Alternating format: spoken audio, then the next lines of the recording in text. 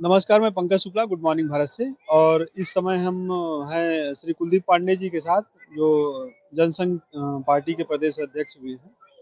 और मुद्दा है कि सुप्रीम कोर्ट ने रोक लगाई है यूजीसी के जो नए नियम बनाए हैं सरकार ने।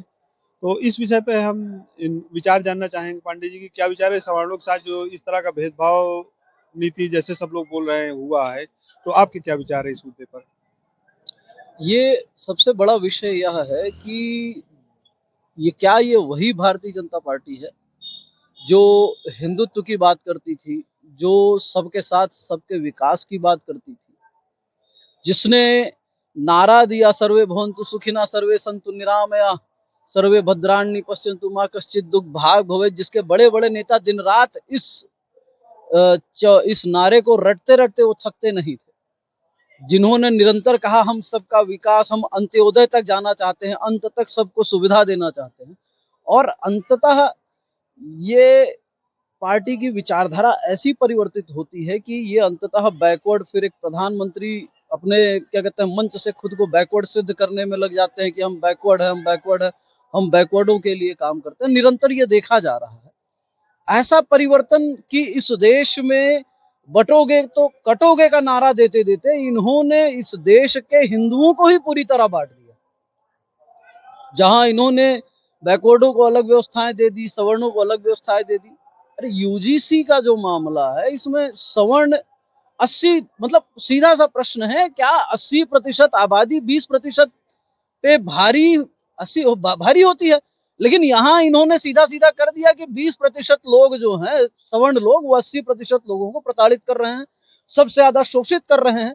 जिस देश का प्रधानमंत्री बैकवर्ड हो, जिस देश की राष्ट्रपति एसटी समाज से आ रहे हो, जिस देश में ज्यादातर नेता बैकवर्ड समाज से, लगभग 70 से 80% नेता सदन में जो बैठे हैं वो बैकवर्ड और एससी और एसटी समाज से आ रहे हैं, क्या उस देश में आज भी आवश्यकता है कि हाँ इस देश में आरक्षण होना चाहिए? लोग परेशान हैं, पीछे बैकवर्ड एससी लोग आगे नहीं आ पा रहे हैं और सवर्ण बहुत प्रताड़ित कर रहा है आज भी।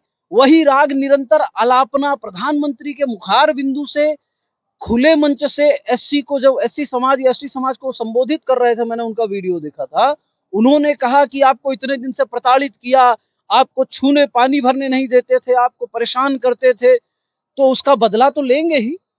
आज का क्या ये दौर है? प्रधानमंत्री को क्या ये विषय रखना चाहिए? इन्होंने देश को बांट दिया।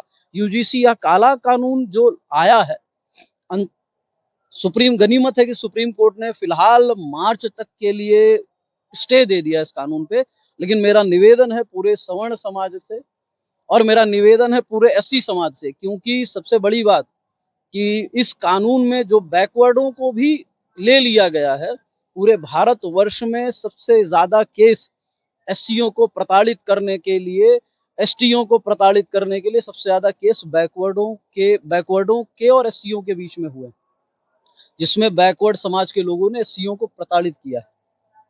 और इसकी वजह से मेरा निवेदन है कि सिर्फ सवर्ण समाज नहीं, एससी समाज भी सामने आए और इसकी पैरवी करे। और अगर ये सब पैरवी करने में अगर समाज आगे नहीं आता है तो उसकी विफलता होगी। कल वो प्रताड़ित किया जाएगा तो कल उसके लिए कोई पैरोकार नहीं खड़ा होगा कि हाँ हम प्रताड़ित हो रहे हैं, हमारी कोई पैरवी करे।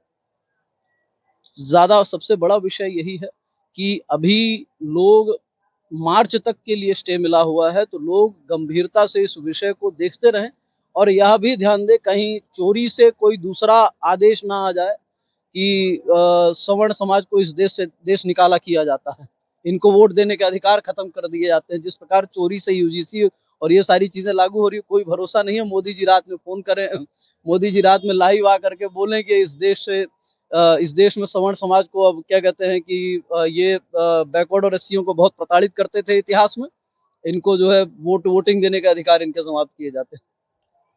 बहुत बहुत धन्यवाद अपने विचार रखने के लिए श्री कुलदीप पांडे जी। बाकी आगे की खबरों के लिए जुड़े रहिए गुड मॉर्निंग भारत से।